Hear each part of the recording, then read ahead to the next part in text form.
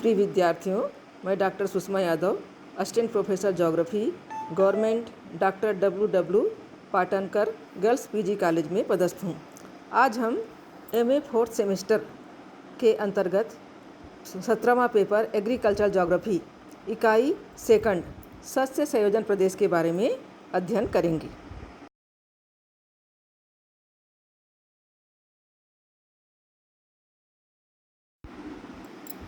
सस्य संयोजन प्रदेश, crop combination regions. तो सस्य संयोजन का तात्पर्य किसी क्षेत्रीय इकाई या खेत में एक वर्ष में उगाई जाने वाली फसलों के सहचर्य से है। अतः किसी क्षेत्रीय इकाई या खेत में एक वर्ष में उगाई जाने वाली फसलों के समूह को सस्य संयोजन कहते हैं। फसल प्रतिरूपों के अध्ययन में सस्य संयोजन का विशेष महत्व है। वास्तव में फसलों का प्रतिरूप वहाँ की प्राकृतिक, आर्थिक तथा कृषक की सामाजिक एवं व्यक्तिगत गुणों के अंतर संबंधों का सामूहिक परिणाम होता है। अतः किसी एक फसल की तुलना में फसलों के समूह का अध्ययन अधिक सार्थक तथा महत्वपूर्ण होता है। कृषि प्रदेशों के निर्धारण में सस्य संयोजन का प्रयोग एक प्रमुख मापदंड के रूप में किया जाता है। समान सस्य संयोजन के आधार पर सीमांकित प्रदेश को सस्य संयोजन प्रदेश कहते हैं। इसके अंतर्गत किसी क्षेत्रीय इकाई में महत्वपूर्ण फसलों को उनमें प्रतिशत क्षेत्रफल के अनुसार अवरोही क्रम में व्यवस्थित किया जाता है और उसके आधार पर सस्य संयोजन प्रदेशों का निर्धारण किया जाता है।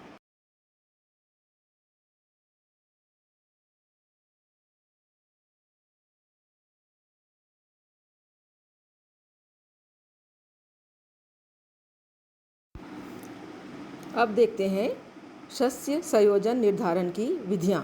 सस्य संयोजन के निर्धारण की विधियों में वीवर की विधि सर्वप्रमुख है। प्रमुख विद्वान अमेरिकी भूगोलवेत्ता जे.सी. वीवर ने सर्वप्रथम 1954 में संयुक्त राज्य अमेरिका के मध्य पश्चिम में सस्य संयोजन प्रदेशों के निर्धारण का प्रयास किया।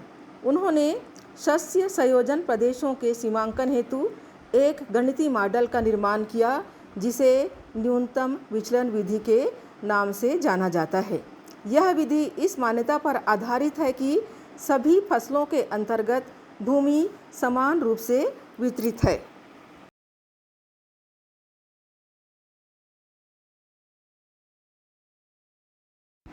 वीवर ने सस्य संयोजन के सैद्धांतिक प्रतिशत क्षेत्रफल में से फसल के वास्तविक प्रतिशत क्षेत्रफल को घटाकर दोनों का अंतर विचलन ज्ञात किया और पुनः इन विचलनों के वर्ग की गणना किया।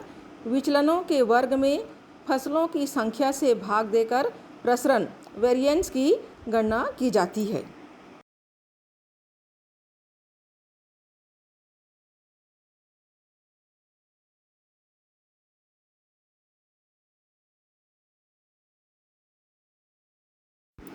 चूँकि वीवर का उद्देश्य विचलन की वास्तविक मात्रा ज्ञात करना नहीं था बल्कि विचलन का सापेक्षिक क्रम ज्ञात करना था, अतः उन्होंने सस्य संयोजन के निर्धारण हेतु प्रसरण का ही प्रयोग किया। प्रसरण की गणना का सूत्र वीवर महोदय ने निम्न प्रकार से दिया है। प्रसरण वेरिएंस बराबर sigma D square upon N. यहाँ पर डी का अर्थ है विचलन। विचलन मतलब सैद्धांतिक और वास्तविक कृषित क्षेत्र का अंतर। एन का अर्थ है फसलों की संख्या।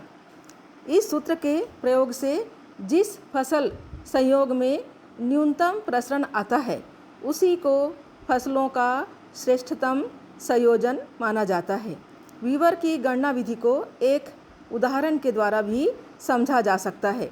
निम्न तालिका में फसल और उसका भूमि का प्रतिशत प्रदर्शित किया गया है और इस उदाहरण को हम सूत्र के आधार पर इनका प्रसरण ज्ञात करेंगे। पहला कॉलम में है फसल, जिसमें 5 फसलों को लिया गया है: गेहूँ, चना, जौ, कपास और गन्ना।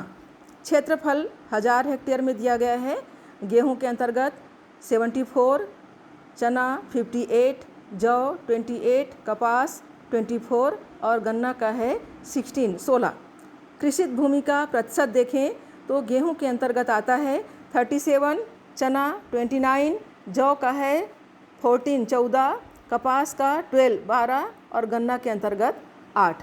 अब इसको हम शस्य संयोजन के लिए प्रसरण की गणना इस सूत्र के आधार पर करेंगे।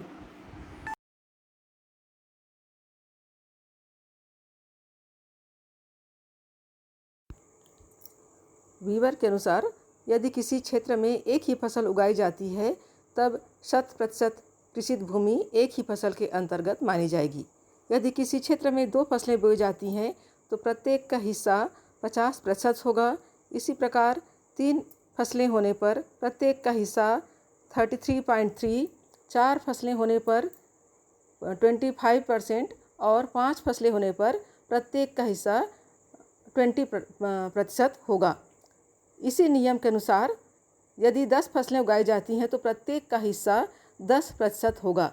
इस सैद्धांतिक स्थिति की तुलना वास्तविक स्थिति से करके शस्य संयोजन का निर्धारण किया जाता है। इसके लिए वास्तविक कृषित क्षेत्र से प्रत्येक फसल के क्षेत्रफल का प्रतिशत ज्ञात करके अवरोही क्रम में रखा जाता है। इस प्रकार हम देखते हैं सूत्र के अनुसार जो उदाहरण में 5 फसलें हमने लिए हैं उसके 5 फसलों का किस प्रकार से प्रसरण ज्ञात होगा। तो पहले देखते हैं एकल फसल। एकल फसल के अंतर्गत 100 माइनस 37 होल स्क्वायर अपॉन 1, इसको सॉल्व करेंगे तो प्रसरण आएगा 3969। इसी प्रकार से 2 फसल संयोग देखने पर 50 माइनस 37 होल स्क्वायर प्लस 50 माइनस 29 होल स्क्वायर अपॉन 2, इसको सॉल्व करेंगे तो ये आया 305। 3 फसल संयोग का प्रसरण आया 135.29, 4 फसलों का आया 112.5 और 5 फसलों का आया 122.8। इस प्रकार से वीवर महोदय के सूत्र के अनुसार हम 5 फसलों का जो संयोग निकाले और उसके आधार पर प्रसरण ज्ञात किए, उसमें सबसे कम प्रसरण 112.5 4 फसलों का आया है।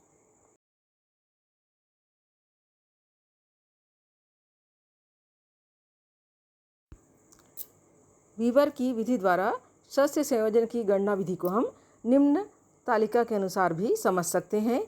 इसमें पहले कॉलम में दिया गया है शस्य संयोजन में फसलों की संख्या, दूसरे में है कृषित क्षेत्र का सैद्धांतिक प्रतिशत, तीसरा है कृषित क्षेत्र का वास्तविक प्रतिशत, फिर है विचलन डी, फिर विचलन का वर्ग, विचलन वर्ग का योग सिग्मा डी स्क्वायर और अंतिम है प्रसरण sigma D square upon N.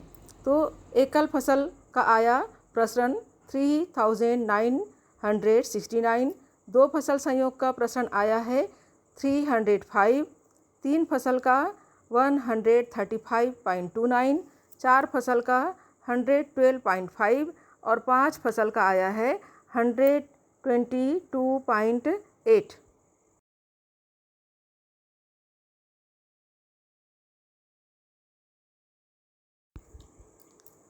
इस उदाहरण में न्यूनतम प्रसरण 112.5 है जो 4 फसलों वाले संयोग के लिए है। अतः इस जनपद का शस्य संयोजन 4 फसल वाला होगा जिसका क्रम होगा गेहूँ, चना, जौ, कपास। तो ये हुआ वीवर के अनुसार शस्य संयोजन प्रदेशों का निर्धारण। अब देखते हैं वीवर के द्वारा प्रस्तुत विधि का आलोचनात्मक मूल्यांकन। तो वीवर ने अपने इस मॉडल का प्रयोग संयुक्त राज्य अमेरिका के मध्य पश्चिमी क्षेत्र के शस्य संयोजन के निर्धारण हेतु किया था। यहाँ पर उगाई जाने वाली फसलों की संख्या सीमित होती है और क्षेत्रीय इकाइयाँ अर्थात खेत के आकार भी लगभग समान पाई जाती है, परंतु सर्वत्र इस प्रकार की स्थिति नहीं पाई जाती है और विशेष रूप से गहन कृषि प्रदेशों के लिए वीवर की यह विधि अधिक उपयोगी नहीं है।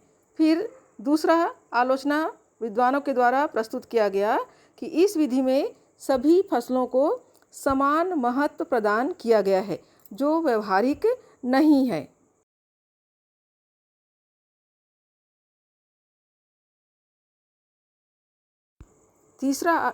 तीसरा आलोचना दिया गया है, वीवर ने शस्य संयोजन के निर्धारण में केवल फसल उत्पादन को ही सम्मिलित किया है। हालांकि वीवर ने पशु इकाई के आधार पर पशु संयोजन प्रदेश बनाया, परंतु इसे शस्य संयोजन के साथ नहीं रखा, जबकि अनेक प्रदेशों में पशुपालन के लिए पर्याप्त भूमि पर चारा की फसलें भी उगाई जाती हैं। फिर अगला है, इस विधि में व्यक्तिपरकता का भी समावेश है। वीवर ने सुविधा के लिए ही 10% से अधिक कृषित भूमि पर बोई जाने वाली फसलों पर ही विचार किया था, जबकि अनेक देशों में, विशेष रूप से अधिकांश एशियाई देशों में, कुछ महत्वपूर्ण फसलों के अंतर्गत भी प्रायः 5% से अधिक क्षेत्रफल का प्रयोग नहीं होता है। इस प्रकार इस विधि के लिए विभिन्न फसलों के अंतर्गत वास्तविक क्षेत्रफल का महत्व कम रह जाता है।